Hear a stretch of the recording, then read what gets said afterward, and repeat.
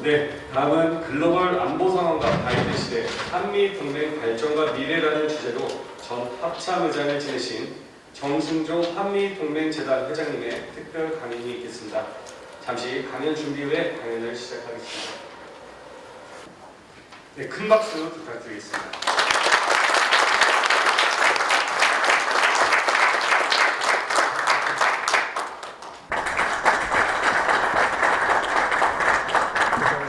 방향 전환하시면 됩니다. 하나씩 하시면 오른쪽으로. 네.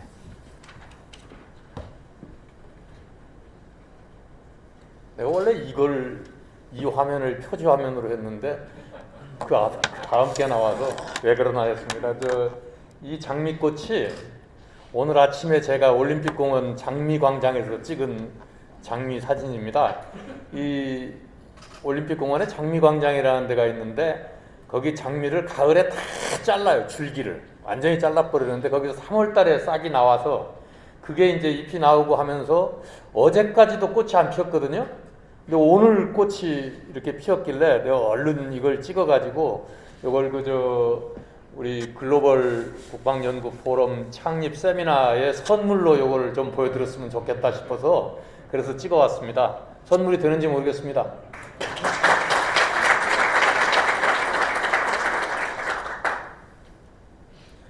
우선 이 포럼을 창립하신 것을 진심으로 축하를 드립니다. 여기 꽃에서 보시듯이 앞으로 우리 글로벌 국방안보 포럼이 이 분야의 좋은 꽃으로 계속해서 더 발전을 해 나가고 하게 되기를 진심으로 바람하지 않습니다. 사실 처음에 이 안보 포럼을 만들면서 그 대상이 85년도 이후에 임관하신 분들을 대상으로 일을 한다고 그러길래 야 이거 뭐야 이 사람을 말이야 이거 나를 완전히 노인 만드는 거 아닌가. 나는 76년 임관자입니다. 한마디로 참고로 그랬었는데 근데 워낙 이 생각들이나 이런 것들이 건실하시고 그래서 야 참 그 후배들이 좋은 걸 만드는구나. 가서 정말 나도 좀 축하를 드려야 되겠다 하는 그런 생각으로 여기에 나왔습니다. 그리고 또 오늘의 그 연구 이 발표 주제가 글로벌 그 안보 상황과 바이든 시대 한미동맹 발전인데 제가 또 한미동맹 재단을 지금 운영을 하고 있는 사람이기 때문에 또 저의 생각과도 많이 관련이 되고 해서 그런 뜻에서 기쁘게 이 자리에 왔습니다.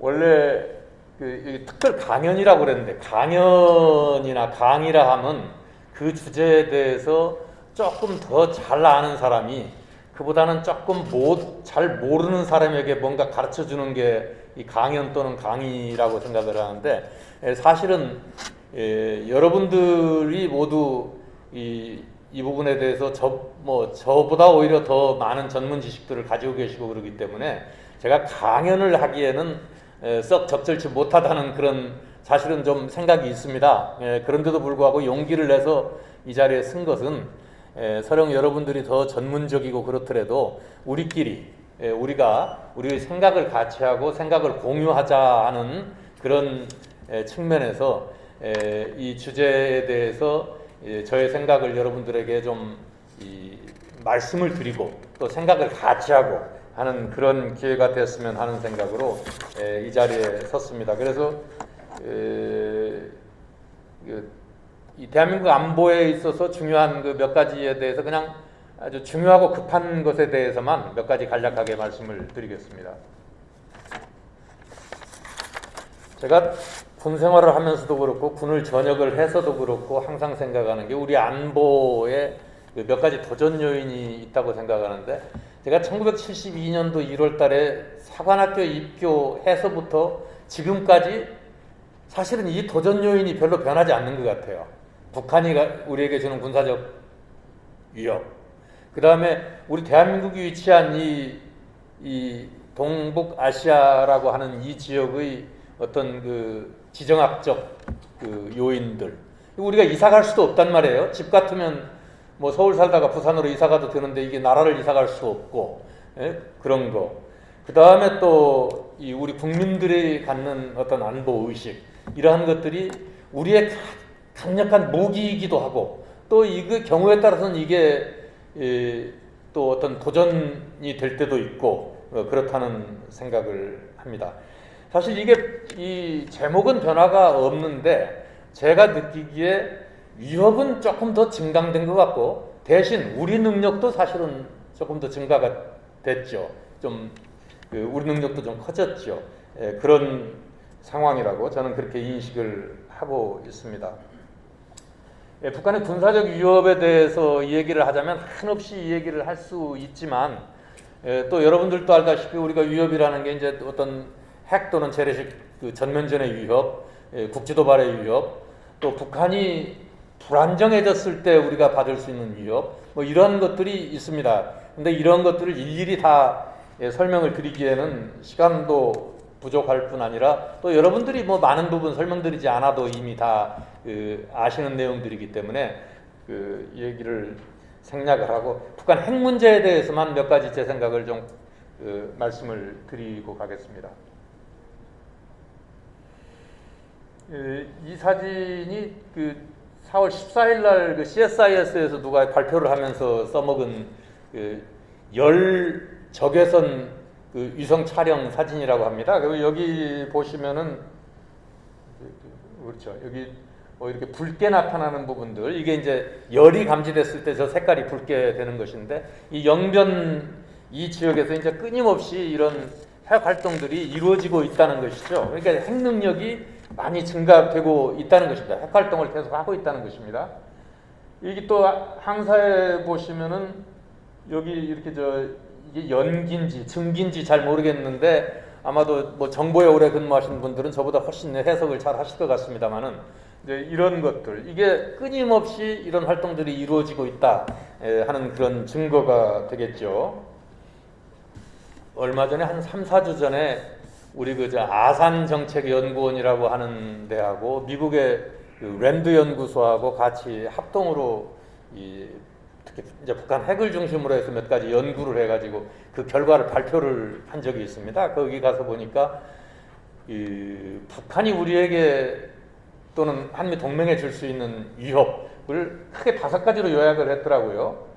이게 뭐 여러분들 군 생활하면서도 항상 생각을 하셨던 그런 내용들인데 문제는 지금도 핵 활동이 계속되고 있고 그리고 그 핵무기가 계속 더 진화 발전하고 있고 증가되고 있고 그래서 대략 2027년까지는 한 150발 내지 240발 정도의 핵무기를 북한이 보유하게 될 것이다 하는 그런 예측을 하고 그러면서 이게 핵과 이 재래식 전력과의 어떤 콤비네이션 이거를 통해서 이제 우리 자유세계 대한민국에 또 자유세계에 위협이 될 것이다 하는 그런 예측을 한 거를 봤습니다.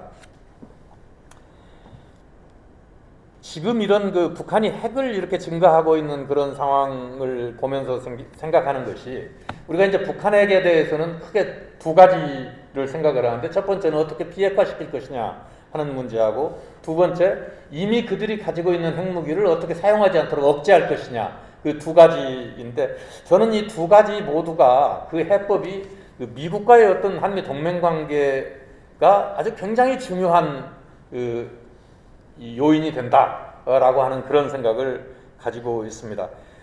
그리고 그러면서 이 비핵화도 중요하지만 특히 우리 군 여기 현역들이 많이 와 계시는데 군 입장에서는 어떻게 핵 사용을 군사적으로 억제할 것이냐 하는 이게 굉장히 중요한 문제라고 생각을 해요. 그래서 억제를 조금 더 관심을 우리 특히 군사적으로는 가져야 되겠다 하는 그런 생각을 합니다. 여러분들 북한이 핵을 과연 자발적으로 포기할까요? 저는 북한이 핵을 자발적으로 포기하지 않을 거라고 생각을 합니다. 이론적으로 볼 때 북한이 핵을 포기할 수 있는 상황은 한 2가지가 있다고 생각해요. 첫 번째, 핵을 가지고 있는 것이 안 가진 것보다 그들의 정권 유지에 불리할 경우 이를테면 이런 것이죠. 국제사회의 그 제재 압박이 워낙 강력하고 해가지고 이게 도저히 살 수가 없고 그러다 보니까 이 북한 주민들도 불만이 팽배하고 뭐 이렇게 해가지고 정권 유지에 불리하다 라고 할 경우에 뭐 비핵화를 선택할 수도 있겠죠. 근데 이것도 쉬운 일이 아닙니다. 왜 그러냐 하면 북한이라고 하는 사회가 과거에 그거 뭡니까 이 고난의 행군이 그런 과정을 거치면서 내핍 생활에 굉장히 익숙해져 있거든요. 그래서 웬만큼 제재를 해가지고서는 이게 쉽게 얘기해서 먹혀 들어가지를 않는 것이죠. 그런 한계가 있고, 그 다음에 두 번째의 경우는 핵을 보유를 하고 있지만 한미동맹의 어떤 억제력이 워낙 강해서 이거 도저히 사용할 수 없다. 이게 핵을 가지고 있는 게 자산이 아니고 부담이다 라고 하는 판단을 한다면 비핵화할 수 있겠죠. 그렇게 하기 위해서는 결국 이제 억제가 중요하다는 것인데, 저는 이 두 가지 모두가 우리가 한미동맹을 공고히 함으로써 또 그래야만 달성할 수 있는 것이라고 생각을 합니다. 그래서 이 북한 얘기는 그 정도로 하고 넘어가겠습니다. 동북아 전략 환경은 아마 모르긴 몰라도 여기 계시는 많은 분들이 저보다는 훨씬 더 이 전문성을 가지고 계실 거예요. 저는 이런 쪽에 그렇게 전문적이지 못합니다. 그런데 이런 생각은 가지고 있습니다. 여러분들 주변에 강한 나라가 있으면 이게 우리나라의 안보에 썩 유리하기만 한 건 아니거든요. 주변에 친구들이 좋은 친구가 있으면 참 괜찮긴 한데 이 국가 대 국가는 그렇지 않은 것 같아요. 항상 주변에 강한 나라가 있으면 그게 오히려 안보에 위협이 되는 것이죠. 이게 손자병법 쓴 손무가 이렇게 생겼는지 모르겠는데 육사 사학과에 그 손자 그림을 한번 가져와 보라고 그랬더니 이 그림을 가지고 왔더라고요. 우리가 손자병법 여러분들 많이 읽으시고 그럴 텐데 손자병법 한 번도 안 읽어본 사람도 통상 아주 인용하는 문구 중에 하나가 지피지기면 백전불태이지요. 근데 그게 잘은 모르겠지만 아마 지피지기면 백전불태다라고 하는 것이 적과 이렇게 싸울 때 소위 547계에 의해서 한번 비교를 해보고 그렇게 함으로써 이게 우리가 지금 과연 싸우면 이길 수 있는지 없는지 평가하고 뭐 그런 의미가 큰 것으로 저는 그렇게 이해를 하고 있습니다. 그런데 저는 그 전에 누가 적인지 누가 아군인지를 구별하는 게 그보다 더 중요하다고 생각을 합니다. 주변에 우리가 많은 나라가 있습니다만은 저는 그렇게 생각합니다. 이 중국을 한번 놓고 보면은 여러분들 그 춘추 전국 시대의 그 역사를 이렇게 놓고 보면은 쭉 하나의 흐름의 원칙이 그건 것 같아요. 근공 원교. 가까이 있는 나라는 공격해서 복속시키고 그러기 위해서는 멀리 있는 나라와는 잘 교류하고 협력하고 친하게 지내고 서로 위협이 되지 않기로 약속하고 뭐 그런 것 같아요. 지금 우리나라의 경우를 보면은 우리 그 한반도의 입장에서 보면은 중국 대륙에 강한 통일 국가가 생겼을 때 우리는 항상 힘들었습니다. 여러분들 그 한나라와 초나라가 싸워서 한의 유방이 통일을 해서 이겼죠. 그 뒤에 어떤 일이 있었습니까? 고조선 침범. 그 뒤에 중국에 많은 통일 국가들이 생겼다 없어졌다 했습니다. 수나라가 생겼을 때 어떻게 됐습니까? 고구려하고 한판 붙었죠. 그 뒤에 당나라하고 어땠습니까? 끊임없이 싸웠죠. 자, 그런 한쪽 말고 예를 들어 거란이 막 강해져 가지고 요 나라를 세우고 이렇게 했을 때 역시 고려하고 불편했었죠. 여러 가지로. 자, 원나라가 세워졌을 때는 어떤 일이 있었습니까? 고구려 임금님 6분이 그 시호 앞에 충자가 붙어요. 충렬왕, 충수광, 충선왕. 제가 보기에는 그분들 제대로 왕 역할을 하신 분들 아닙니다. 이게 나라 같지 못했던 것이죠. 이 중국이 강해져 있을 때.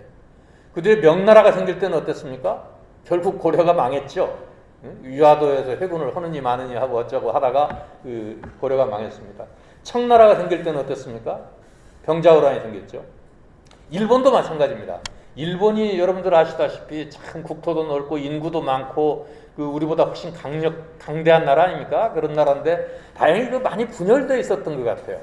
그런데 오다 노부나가 또는 도요토미 히데요시 그런 시절에 일본이 딱 통일이 되니까 그때 무슨 일이 생깁니까?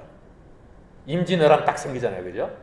그러고서 또 좀 지나가다가 일본이 명치유신으로 강해지니까 또 한일합방하고 뭐 그러지 않습니까? 이게 주변국이라고 하는 게 항상 보면 그렇게 근공을 하는 것 같아요. 근공. 그래서 근데 우리가 이제 우리 주변에 있는 몇 개 나라를 일으켜 놓고 볼 적에 그래도 좀 지리적으로 멀리 떨어져 있는 미국 같은 경우에는 적어도 우리에게 영토적 야심은 없었던 것 같아요. 그런 면에서 우리가 이 한미 동맹을 유지하고 미국과 한 편이 돼서 뭘 하고 어쩌고 하는 건 굉장히 좋은 선택이고 그게 우리에게 굉장히 이 강력한 그 무기가 됐다고 저는 그렇게 생각을 합니다. 그래서 저는 이제 미국과의 한미 동맹을 잘 유지하는 것이 이제 우리에게 대단히 중요하다 하는 이제 그런 생각을 가지고 있고 지금도 제가 활동하고 있는 그 많은 부분 제 관심이 주로 이제 그쪽에 있습니다만은 저는 대한민국이 오늘날 이 정도 사는 거 그 당군 할아버지가 이 땅에 나라 세운 이후에 우리가 지금 제일 잘 사는 거 아닙니까, 여러분? 국제적으로도 다 할 말 하면서 뭐 이렇게 할 수 있는 게 저는 뭐 지금이 가장 최고라고 생각을 합니다. 저는 우리가 지금 이 정도 살 수 있는 그 이면에는 미국과의 동맹이라고 하는 것으로부터 큰 이 도움을 받았다고 생각을 합니다. 여러분들 혹시 그거 알고 계십니까? 한국전쟁 이후에 미국이 우리에게 원조를 해준 전체 액수가 2차 대전 이후에 마샬 플랜에 의해서 미국이 유럽에 원조해준 전체 액수보다 많다고 합니다. 그 정도로 미국이 우리를 많이 도와준 것이죠. 그 뒤에 우리가 정말 우리 국민들이 근검절약하고 근면성실하고 해서 이제 우리나라가 많은 발전을 했습니다. 근데 그렇게 할 수 있었던 데는 여러분들 다 아시다시피 여러분들도 거기에 같이 참여를 했습니다마는 그 한미 동맹을 중심으로 한 우리 굳건한 안보 이게 있었기 때문에 경제적으로 이런 어떤 번영 같은 게 가능하지 않았겠어요? 저는 그렇게 생각을 합니다. 실제로 말입니다. 제가 과거에 국방부에서 정책기획관을 할 때 여러분들 잘 아시는 무디스 또는 S&P 그런 기관들 왜 국제 신용평가 기관들 있잖아요. 그런 기관들하고 제가 인터뷰도 좀 해보고 그랬어요. 그 사람들이 이제 찾아와서 저한테 몇 가지를 물어보기도 하고 그러는데 그 물어보는 핵심이 그거예요. 너희 안보 문제 없느냐? 문제 없다. 한미 동맹은 어떠냐? 주한미군이 철수할 가능성은 없느냐? 근데 그들의 관심이 그거예요. 그러니까 이 사람들이 대한민국의 어떤 신용 등급을 평가하고 하는 그런 과정에서 한미 동맹을 중심으로 한 우리의 안보가 얼마나 확고한가 이것이 굉장히 중요한 요인이더라는 것이죠. 제가 그 정책기획관을 했던 게 이제 2007년 뭐 그때쯤인데 그때가 이제 IMF 체제 이후에 소위 뭐 IMF를 뭐 졸업했다고 합니까? 이제 그러면서 사실 우리 입장에서는 우리 신용 등급이 떨어지지 않는 것, 또 신용 등급이 향상되는 게 굉장히 중요한 과제였거든요. 우리 입장에서. 그래야 외국에서 무슨 자본을 투자도 유치할 수 있고, 또 무슨 자본을 좀 빌려오고 하더라도 이자율도 좀 낮출 수 있고, 그런 어떤 거기 때문에 이제 그런 거였는데, 이게 이제 한미동맹이라는 것이 바로 그런 의미를 지닌다.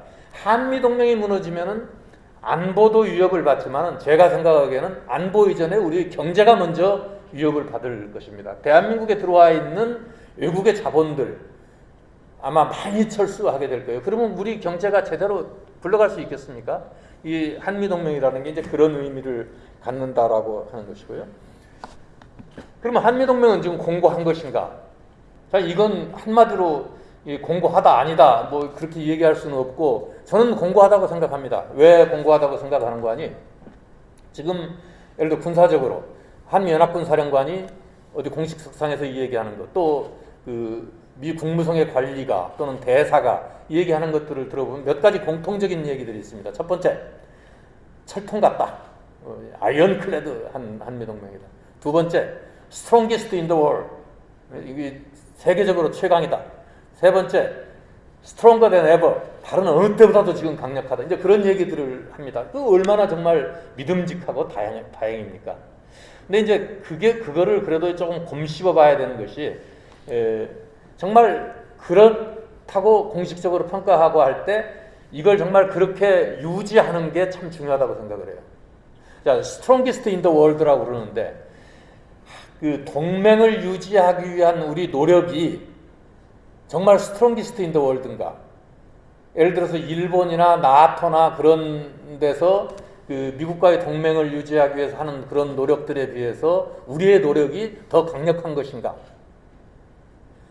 그리고 과거보다 지금이 훨씬 더 강력한 것인가? 하는 그런 거는 항상 정말 이 겸허하게 평가를 해봐야 될 그런 과제라고 저는 생각을 합니다. 한미동맹은 핵과 재래식 전쟁을 억제합니다. 이것에 대해서는 아마 이견이 없으실 것으로 생각을 합니다. 그래서 그 부분은 우선 그냥 좀 지나가겠습니다. 그러면 한미동맹이 한국에만 좋은 것인가? 저는 분명히 그렇지 않습니다. 그렇지 않다고 생각합니다. 한미동맹은 미국에게도 매우 이익입니다. 그래서 상호 이익입니다. 한미동맹은. 그래서 우리가 미국하고의 어떤 동맹을 얘기하고 할 적에도 아주 자신 있게 당당하게 이러한 얘기를 할 수 있어야 됩니다. 우리가 일방적으로 미국이 우리를 일방적으로 지켜주는 게 아닙니다. 우리는 우리가 지키는 겁니다. 다만 미국의 도움도 좀 받고 우리도 미국을 돕는 것이죠. 우리도 미국을. 방위비 분담이 얼마 전에 잘 협상이 되고 이렇게 해서 이제 타결이 되고 했습니다만은 2019년 12월인가요? 저 방위비 분담이 한참 이제 교착돼 가지고 막 이렇게 결렬이 되고 막 어려울 때인데 그때만 해도 코로나가 지금처럼 그렇지 않아서 미국에 무슨 세미나를 한 적이 있었습니다. 저희 재단에서 가서 세미나를 하는데 여기 이제 세미나 끝나고 거기 미 국방성, 국무성, 백악관에 이제 주로 아시아 태평양 담당하는 한 뭐 차관복급 인사 그런 분들하고 대화를 할 기회가 있었어요. 근데 거기서 미국의 전직 사성 장군 하나가 그 얘기를 하더라고요. 당신들 미국 관리들에게 하는 얘기예요. 이 방위비 돈 몇 푼 가지고 동맹인 한국을 그렇게 압박하면 안 된다. 한국이 6.25 전쟁 이후에도 베트남에서도 우리와 함께 싸웠고 또 이라크전 아프가니스탄에서도 함께 싸웠다. 저도 자이툰 부대장을 했던 사람입니다. 그런 면에서 우리도 미국에 많이 기여를 하고 있는 것이죠. 그런 면에서 이것은 어느 일방이 어느 일방에게 일방적으로 뭘 도와주는 그런 관계가 아니고 상호, 영어가 맞는지 모르겠습니다. mutually beneficial 한 것이다라는 거죠. 상호 이익이 되는 것이다 라고 하는 그런 인식을 가지고 한미동맹은 봐야 될 것입니다.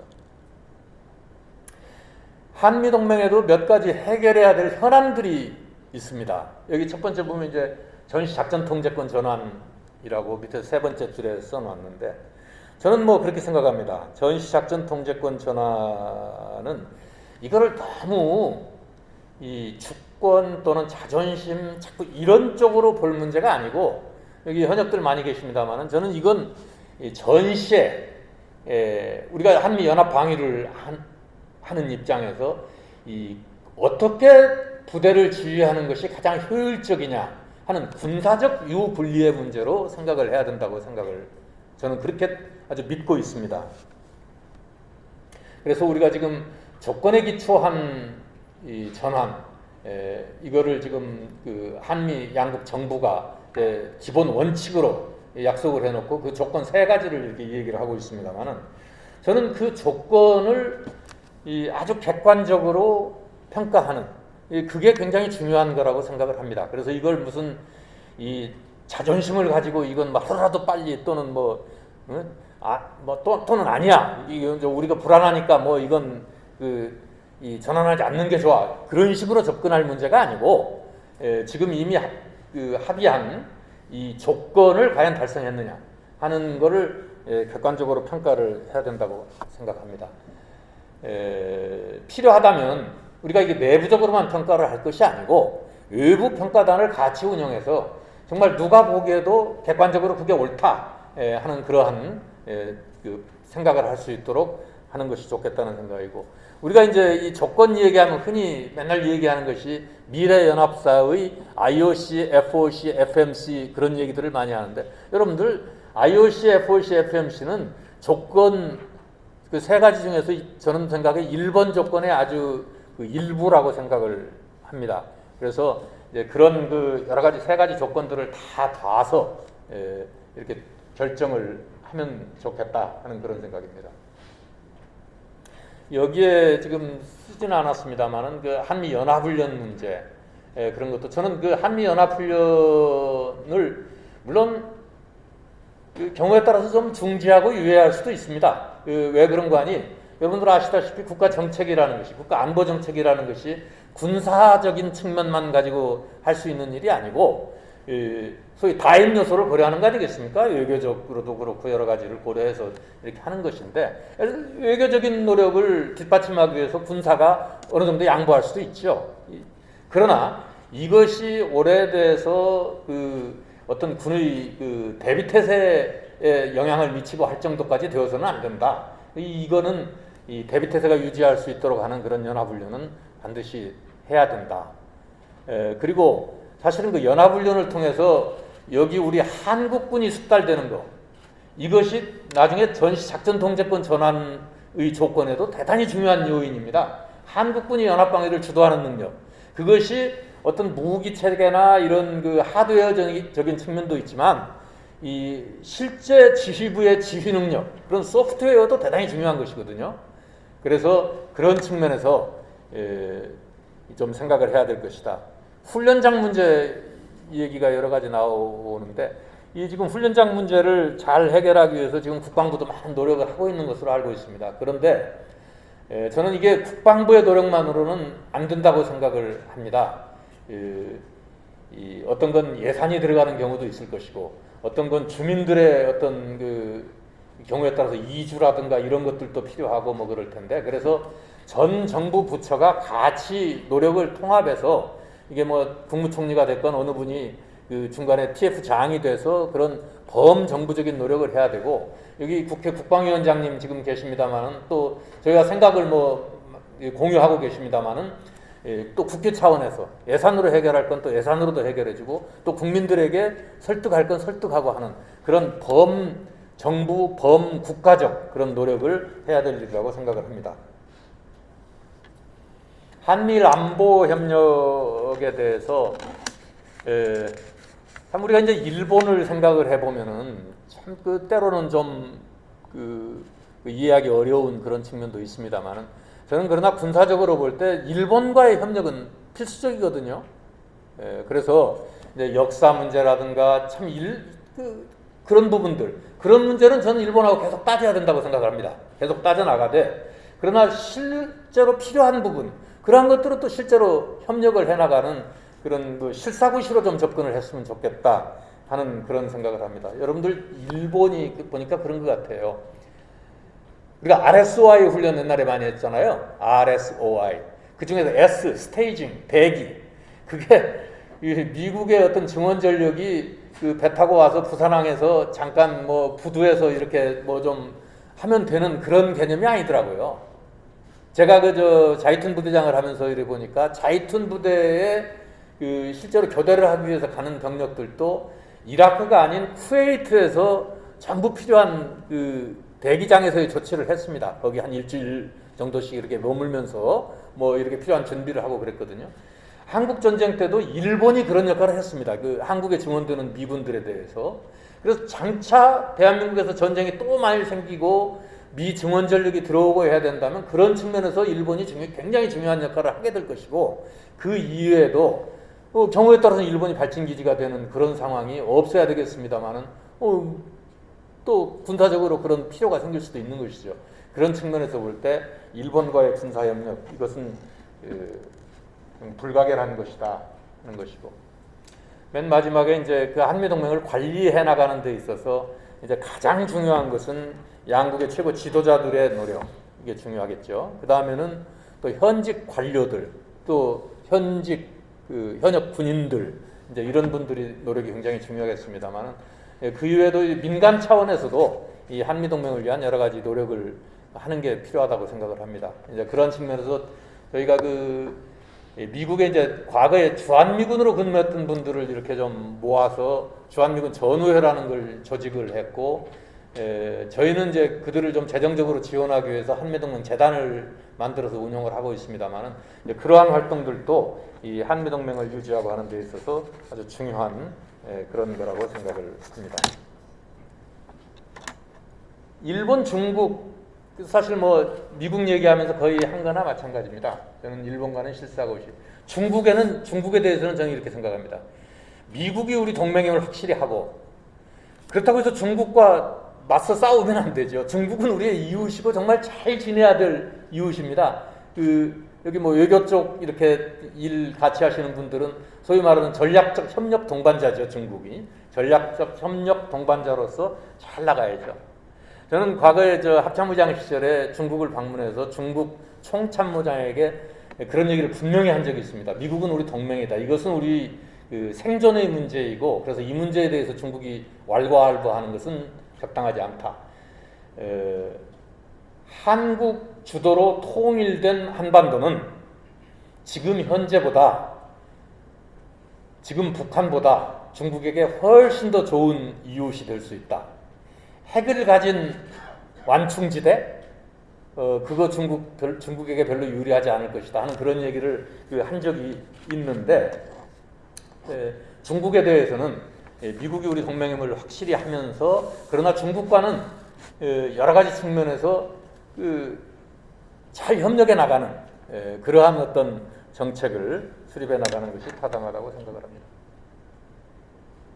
제가 도전 요인으로 이제 세 가지를 하면서 마지막에 국민들의 안보 의식을 얘기를 했는데 저는 국민들의 안보 의식이 전에 우리 장교들, 우리 군의 어떤 정신 전력이라고 그럴까 이러한 것들을 좀 지금보다 좀 더 공세적으로 바꿨으면 좋겠어요. 너무 방어적이고 수세적으로 생각하지 말고 그런 의미에서 저는 과거에 소위 말하는 선제적 억제 전략이라고 하는 것을 우리 군의 어떤 전략 개념으로 이 결정을 해서 이렇게 추진을 하고 한 적이 있었는데 그런 측면 이게 어떤 계획 문서가 그렇게 되는 게 중요한 게 아니고 우리 장교들의 마인드 세트가 이렇게 좀 바뀌어 나가야 되겠다.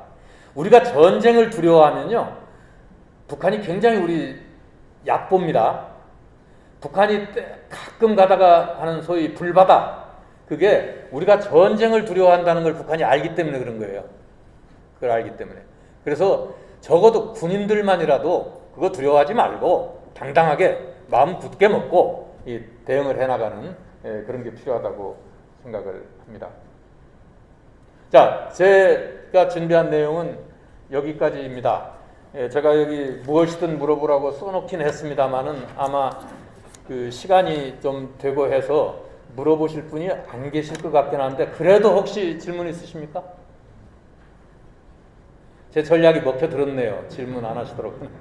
그럼 자 이걸로 제가 오늘 드릴 말씀은 여기까지 드렸습니다.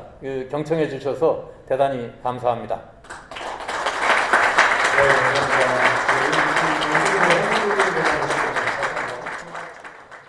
네, 오늘 행사는 글로벌 안보 상황 하에서 군사적 판단 조치가 존중받는 사회 구현을 제안하면서 검증 가능한 국방정책, 실사구시의 전략적 방안을 제시하는 안보 전문가 조직으로서 도약할 글로벌 국방연구 포럼의 창립을 축하하고 성원하는 자리입니다. 오늘 자리를 계기로 함께하신 모든 분들의 관심과 기대 속에 글로벌 국방연구 포럼이 글로벌 싱크탱크로 성장해 나가길 바라겠습니다. 이어서 참석 내빈과 포럼 정위원분들은 대상으로 기념 촬영이 있겠습니다. 내빈과 프로그램분들은 단상 앞으로 모여주시기 바라겠습니다.